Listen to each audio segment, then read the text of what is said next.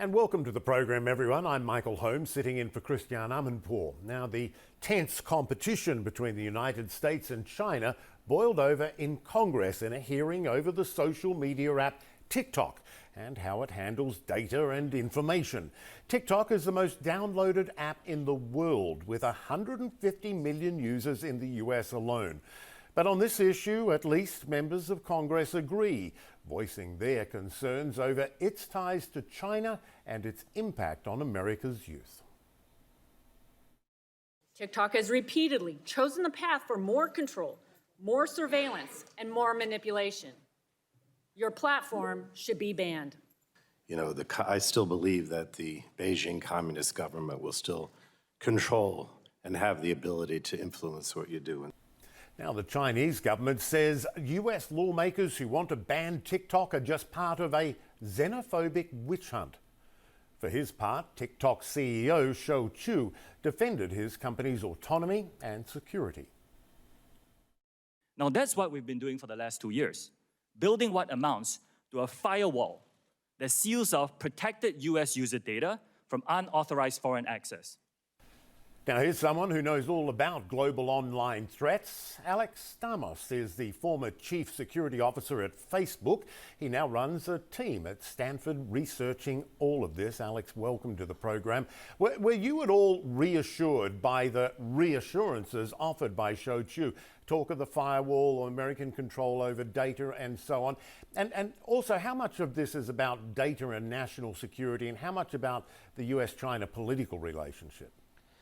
So, I have to give Mr. Chew credit for showing up to a hearing that united Republicans and Democrats in yelling at him about a variety of things. He talked about what TikTok calls Project Texas, which is a multi-year project by TikTok to create a version of TikTok that runs in data centers hosted by the American tech giant Oracle, and to build a variety of controls that they say would protect American user data. One of the reasons this is really critical, and the fact that really hurt TikTok yesterday, is that they were caught having Chinese employees spy on American journalists.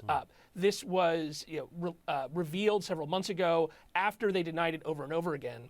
And the fact that they had denied that folks in Beijing could get to this data, and it was proven not true, makes it very hard for people to trust them now. Yeah.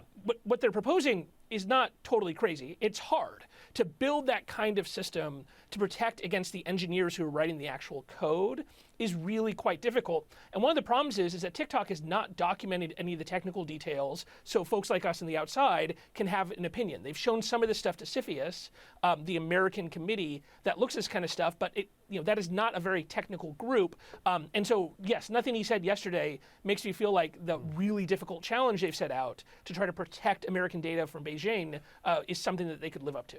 And so then when China, the political leadership of the country, gives their reassurances, saying things like, we're not doing any of these nefarious things, stop defaming us, and as we heard earlier, saying it's a xenophobic witch hunt. But when they say that, do you buy it for a minute?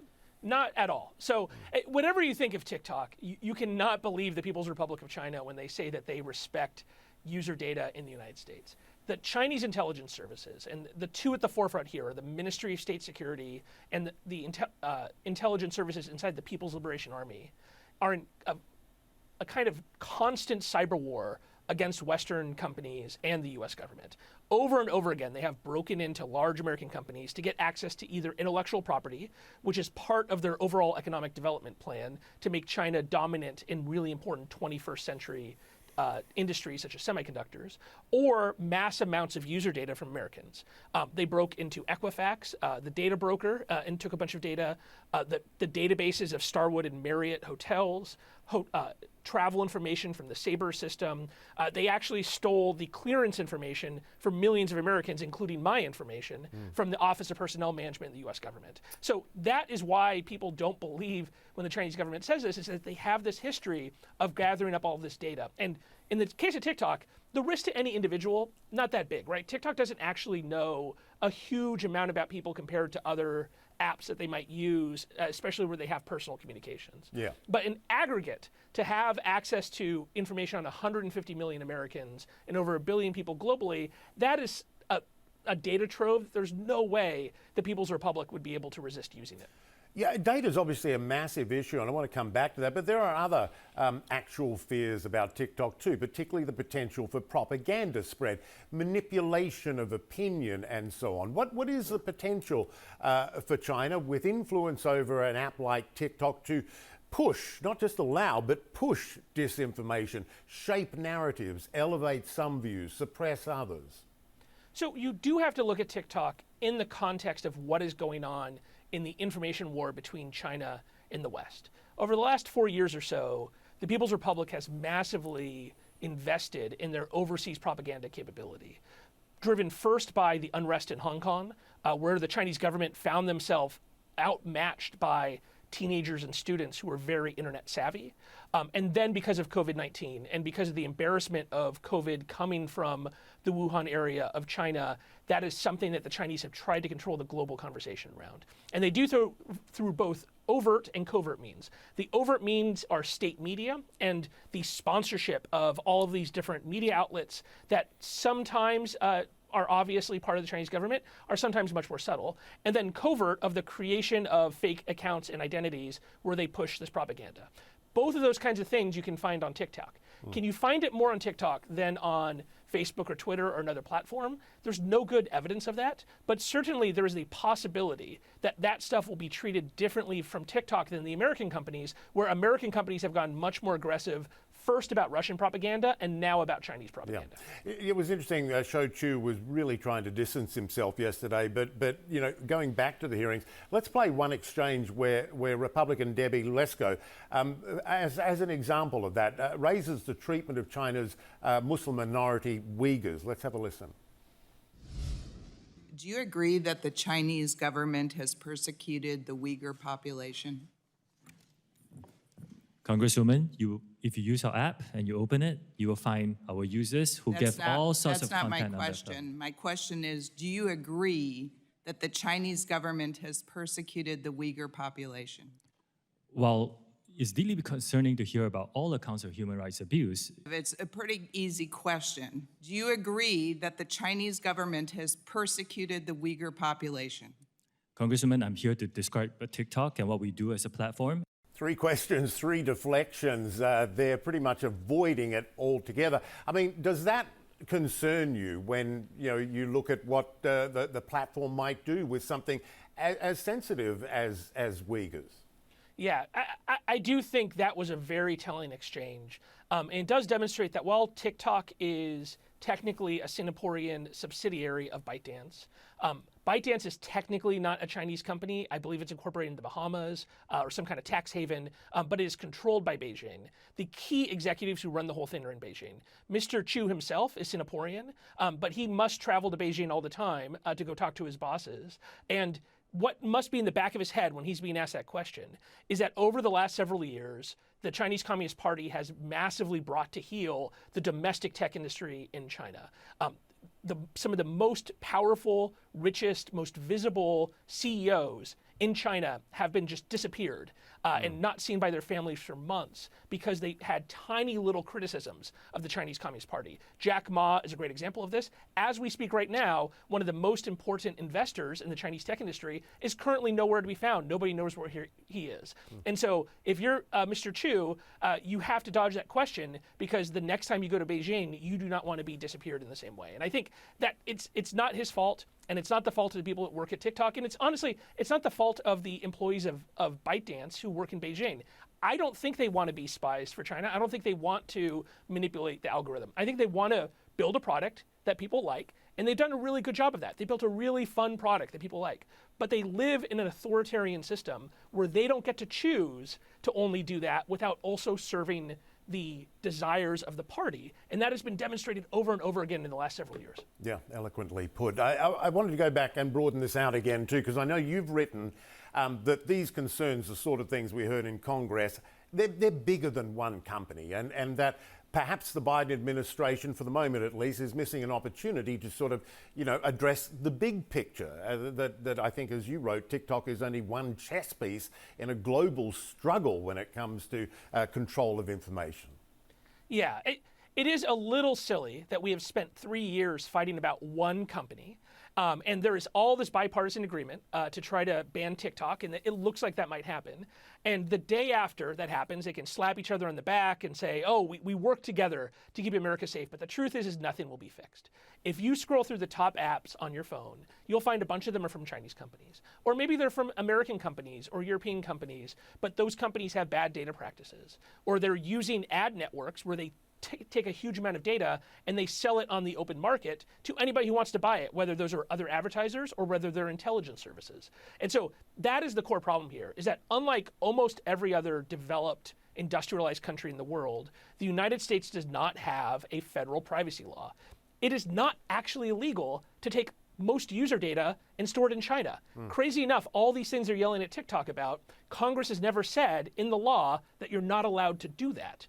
And so the way to address this is not just to punish TikTok, which, like I said, does pose a risk. It is to look at TikTok as an exemplar and then use that as a lesson of what kind of privacy law do we want to build that says, one, how do we want companies to collect and use data? And that'll apply to all companies equally, including American companies.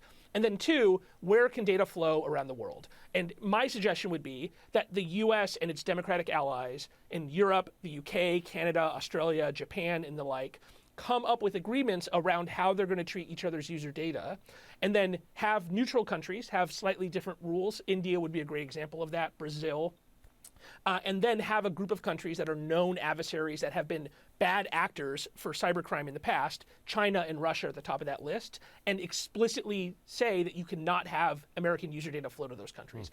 That kind of solution would actually apply to the hundreds and hundreds of other apps we should be talking about, because if we spend 3 years per app, we'll never have this problem solved. That's a good point.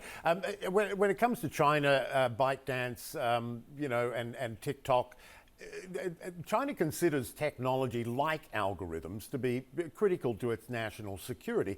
Do you think Beijing will accept any deal that removes direct control over TikTok's algorithm? I think you described the algorithm as almost creepily smart. Do you think TikTok would prefer to be banned or hand over that access? So I think TikTok, the company, and ByteDance are trying to walk the tightrope between the U.S. and the People's Republic here.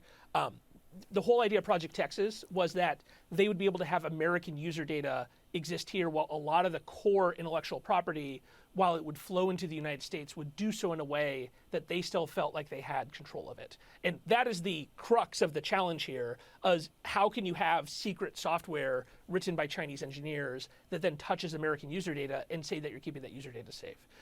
And so it's an interesting proposal. Again, there's no technical details, so I can't really comment as to whether it would work or not. I don't think it's going to work politically. In the US, there is no political will to defend TikTok or China. Both, we're once again back into presidential election season, and both parties are going to try to out-hawk each other on China. And you saw that in Congress, that it was almost a ratcheting up of who could say the crazier things about TikTok. And in the Chinese side, they don't really care about the economic outcome here. I think if ByteDance took all of their international TikTok business and spun it out into its own international publicly traded company, they'd make a fortune. That would be an incredibly valuable company, partially because that company could re-enter the Indian market where they're currently banned. Yeah. But they can't do that because the People's Republic, it is totally a huge embarrassment for Xi to allow that kind of thing to happen, and they would never allow the precedent to be set that pressure from America could cause a spin out. So I think we are headed to a collision course here, where if the US gives the Biden administration the opportunity to shut this down, and that's what the current proposal is not just to kill TikTok, but to give the president the choice, and the president decides to ban TikTok, one, there's going to be a big legal fight in the US. The constitutionality of this kind of thing has never been tested before. And then there will be a showdown between the Beijing and Washington, with ByteDance and TikTok in the middle. Right. Yeah, I wanted to ask you this real quick too. I got two children who are young adults who are super smart people, I'd like to think. When I talk to them about data, they're like, too late. It's gone. Do you think when it comes to data, do you think it's just a reality that people under 40 don't care about that anymore as long as there's a payoff? Do you think they're looking at Congress and going, okay, boomer? Yeah. Well, I mean, certainly you didn't see a lot of young people with really vigorous young questions being asked yesterday. I have 2 teenagers and a preteen. And yes, there is a certain amount of nihilism among young people when it comes to data privacy. The flip side is they also seem to care a lot more about their impact on the world. And I think if you explain to them this is what they're participating in, and try to explain to them how they might be getting manipulated, young people are actually much more resistant. There's actually some actual quantitative data to show that young people are better at spotting online disinformation than boomers or people our age. And I think there is some hope there.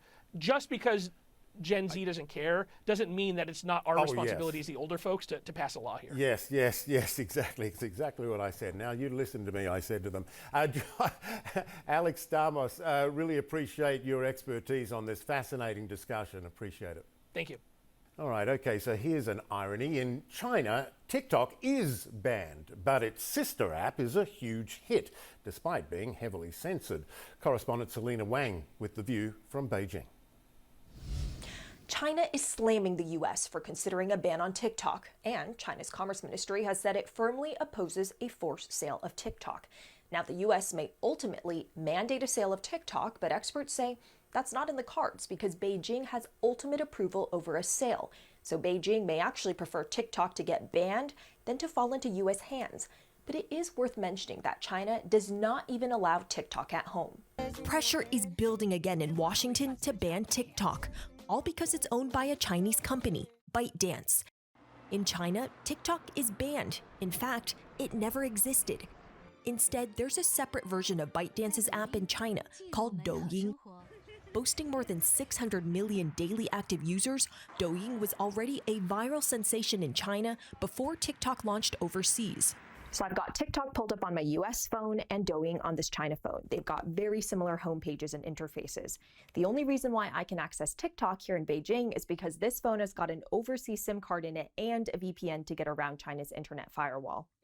But Douyin has some more sophisticated features, especially in live streaming and e-commerce. And Douyin users under 14 can only use the app for 40 minutes a day and see kid-safe content. Plus, Douyin automatically puts on this heavy beauty filter when I open up this camera function. Media is heavily censored in China. So if I type in a topic sensitive to the Chinese government on Douyin, say like Tiananmen 1989, nothing pops up and I get a text that says no search results available. Versus on TikTok, you'll see that a bunch of videos pop up about the massacre. One of Washington's concerns is that because of its Chinese ownership, Beijing could use its propaganda and censorship methods on TikTok too. The other fear is that TikTok could be forced to hand over data to the Chinese government. But security experts say the national security risks are hypothetical at best. Beijing says the U.S. government has been abusing state power to suppress other countries' companies. But the irony is that China has outright blocked countless foreign websites and apps, including Google, YouTube, Facebook, Twitter, Instagram, WhatsApp, Netflix, and more. On Douyin, Chinese state media has been sharing TikTok videos from angry Americans. Explain it to me, Joe. Why the sudden move to ban TikTok? Joe, if the Chinese want our data, they can just buy the data on the free market that we love so much. Joe Biden, I am 80 years old. I'm not a teenager. There are quite a few million people on TikTok who are not going to vote for you if you ban this app. Meanwhile, nationalistic influencers on Douyin are accusing the U.S. government of using national security as an excuse to crack down on TikTok because of America's fears of China. But it remains to be seen if TikTok can convince Washington that it poses no threat. But the big question from all of this is whether TikTok is just the start. As mutual distrust between the US and China worsens, how are lawmakers going to deal with other major Chinese-owned apps in the US? If you go into the Apple App Store right now under the section Most Downloaded Free Apps, 4 out of the top 10 are owned by Chinese companies, including shopping app Temu, fashion app Shein, and video editing app CapCut, which is also owned by ByteDance. So where's the U.S. going to draw the line, and how much could geopolitics impact the internet landscape in America in the future? Selena Wang reporting there for us from Beijing, which is where my next guest, Mike Chinoy, served for many years as CNN's bureau chief and senior Asia correspondent. Mike spent more than 30 years helping Western audiences understand China. In his new book, Assignment China, he focuses on the often tense history of US journalists reporting from the mainland. I asked Mike about the TikTok tension and about China's growing global influence. Mike Chenoy, welcome to the program. Now, before we get to the book and the incredible stories in it, we have been talking about TikTok, its data collection, potential security threat, and so on.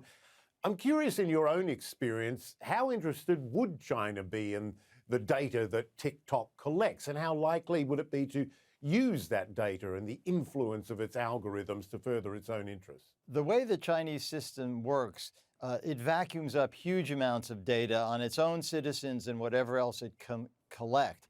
But that doesn't mean that the Chinese are going through every little teenage girl's dance performance. But it does mean that if the Ministry of State Security or other security officials in China say to TikTok's parent company, we want information on such and such, the parent company, ByteDance, doesn't really have a choice. So the potential is there, but the notion that somehow everybody's data is being vacuumed up and made use of by the Chinese is unrealistic. But they do have the capability to focus in if they feel they have a political need to. Yeah, a good summary there. Now, I want to stay with current news for a moment. There was that meeting between the Chinese President Xi Jinping and Russia's Vladimir Putin. First of all, let's have a listen to what National Security Council spokesman John Kirby told Christiane about how the US sees that relationship. Let's listen. I think it's important to remember that this is a marriage of convenience, not of affection, not of love, not of deep, abiding, shared interests. Where they intersect is pushing back on the United States and our influence around the world. They'd like to change the rules of the game. And in each other, they see a useful foil, they see a useful friend. But that's what they're doing. They're basically trying to use each other here to challenge U.S. leadership and the West, particularly in Europe, but elsewhere around the world. Mike, would you agree with that assessment? I mean, what do you make of the relationship between Xi and Putin? And in particular, the tightrope Mr. Xi walks, perhaps, in wanting to leverage that relationship in a geographical power context, while at the same time needing Europe and the US in an economic sense. I think that's a very good description, that Xi Jinping is walking a tightrope. On the one hand, I think the assessment that both Beijing and Moscow see each other as useful in countering the United States is absolutely accurate. There's no sentiment in this relationship. Don't forget, in the late 1960s, the Soviet Union and China almost went to war. But Vladimir Putin really needs China. It's his only big, meaningful supporter. And for Xi Jinping, it is a tool to push back against the United States. But it's tricky because China is facing serious economic problems, exacerbated by the way they managed the COVID, first the lockdowns and then abandoning zero COVID in a very chaotic way that caused a lot of fatalities. He needs to repair relations with Europe. The economic relationship with the U.S. is still extremely important, even though the two governments are at loggerheads. The two economies are very interconnected. So he has to be careful how far he can go. And I think that does constrain him somewhat. If it looks like the war in Ukraine is going to reach a point where the Russians are going to lose or Putin's going to be overthrown, it might modify the Chinese calculus. But at the moment, they want to prop up Putin while not being so much in the embrace of Russia that it really deeply damages very important economic ties with the West. Whether that's a balancing act he can carry off is another question. Yeah.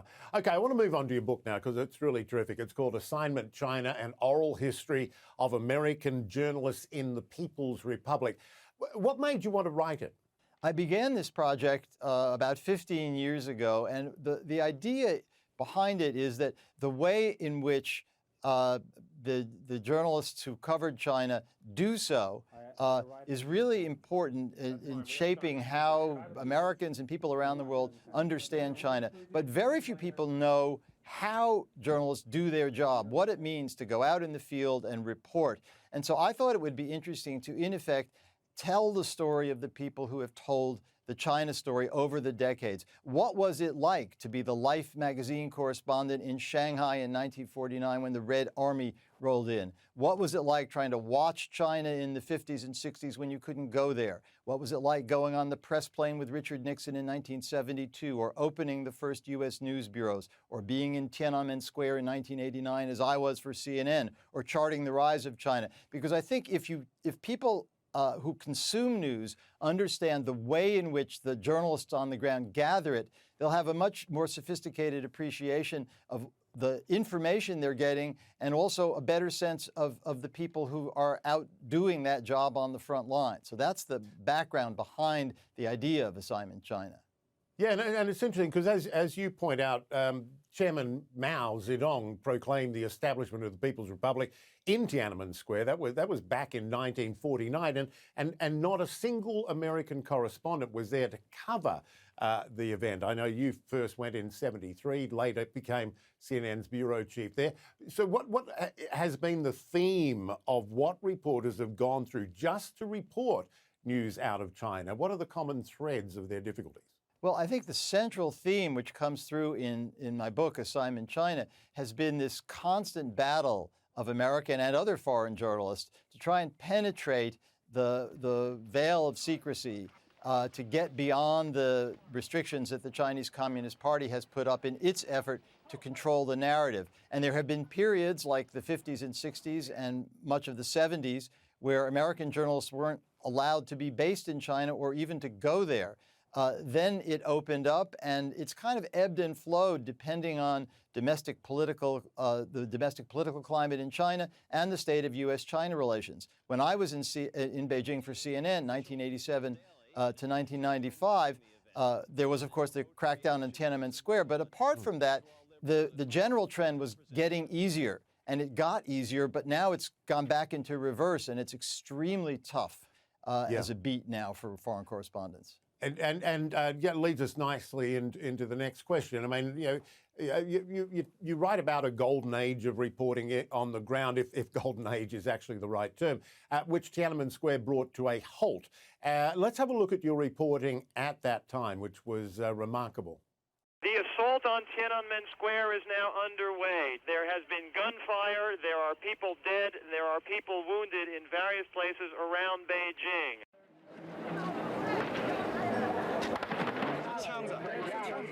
The soldiers remain on both sides of Tiananmen Square, but there is a brief lull after almost an hour of absolutely wild activity, including nearly 45 minutes of virtually nonstop gunfire from the troops. From my vantage point, where I can see the square and the avenues leading into it, I can see flames from an armored personnel carrier overturned and set alight by the protesters. It was remarkable reporting of a remarkable event.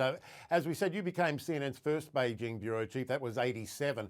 What was it like reporting from China after Tiananmen? And how did you negotiate the barriers yourself with your own reporting?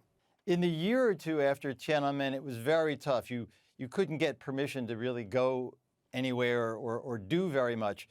But what happened was, in the early 1990s, Deng Xiaoping, who was then the leader of China, moved to restart the economic reforms that he'd begun in the 1980s while not doing anything in terms of political reform. And as the Chinese economy grew, as the boom took shape, it became considerably easier. There were still all sorts of problems and suspicions, but increasingly, places in China, officials in China wanted coverage. They thought it would bring foreign investment. They thought it would help. So at the time I left the Beijing Bureau in 1995, it was the beginning of what some journalists that I interviewed for Assignment China described as the golden age, where, as the focus was really on developing the economy, there was greater access and greater receptivity. And that really climaxed with the 2008 Beijing Olympics, which was kind of the high point in terms of press access. And after that, as the domestic political climate in China has changed, and particularly since Xi Jinping became the top leader, it's gotten much more repressive internally, and the Chinese government has felt emboldened to be much more assertive externally, and that is included in its treatment of the foreign press. And so we're seeing today a situation where just a handful of American journalists are very constrained in what they can do in China. Yeah, and you write that the climate for China-based reporters is more restrictive now than at any time since it embarked on that program of reforms in the late 70s. Do you feel the doors have closed and are looking to remain closed for the foreseeable in terms of that freedom to report? The doors are not completely shut. Most major American news organizations are still able to keep one or a couple of correspondents on the ground in Beijing. And frankly, I think the Chinese government, even as it seeks to reshape the international order, craves the legitimacy that comes from being able to say, well, we have a New York Times correspondent in our capital. We have Wall Street Journal correspondents covering our economy. So it's not completely shut down, but the numbers are dramatically down and the conditions on the ground are much tougher. It's much harder to travel around. There are all sorts of obstacles to interacting with people and interviewing people, and also a steady diet in the official government-run Chinese press that describes foreign journalists, American journalists as spies, has bred a kind of climate of distrust, so that correspondents will often encounter people who are not only necessarily afraid to talk to them, but openly hostile. And there have been a lot of ugly incidents. So the result is that while there are still some folks on the ground in China, increasingly coverage of China has, in an odd way, come full circle from the beginnings of the story that I recounted in my book, Assignment China, where more and more coverage is being done from outside the country, from Taiwan, from South Korea, from Washington. People are kind of dusting off the skills of the old China watchers, which is what I was when I first began my career in Hong Kong in the mid-'70s. Scouring the official Chinese press for clues, trying to determine who's up and who's down. So it's a different kind of journalism that harkens back to the way in which the country was covered decades ago that journalists now are being forced to do because of the restrictions that exist in terms of access to China and being on the ground and being able to see it for yourself, which is, of course, the central thing you want to do as a correspondent. Yeah, yeah. While the West often plays the short game, China plays the very, very long game. What do you think the West misunderstands about China, its goals, what it wants? That's a really good question. I think we're certainly seeing a dramatic tightening in China, but I think this perception of China as the existential threat is overblown. I think what Xi Jinping wants to do is make the world safe for the Chinese Communist Party. And that means increasingly tight controls at home. It means throwing China's weight around wherever they can towards that goal. And increasingly, they've had the economic clout to use that leverage. For example, when they were angry at Australia because the Australian government suggested an independent inquiry into the origins of COVID, they imposed all sorts of very tough economic measures. They've done the same with Lithuania because Lithuania is close to Taiwan. It's important, I think, in the discussion about China to be absolutely clear-headed about the need to push back in certain areas, but to not sort of overhype the threat and to not make the public discussion about China be one where, like in the States, politicians are falling over themselves to show who can be tougher on China, and there's this ugly undercurrent of racism, suspicion of people of Chinese origin and so on. So I think that the need now is for even more careful and precise reporting and discussion about China and avoiding the kind of one-dimensional caricature that often animates both the press discussion and the more broad public discussion these days. It's a fascinating book, and that was a fascinating discussion about it. It's always a treat to see you, Mike. Thank you, Mike Chenoy. Thanks very much.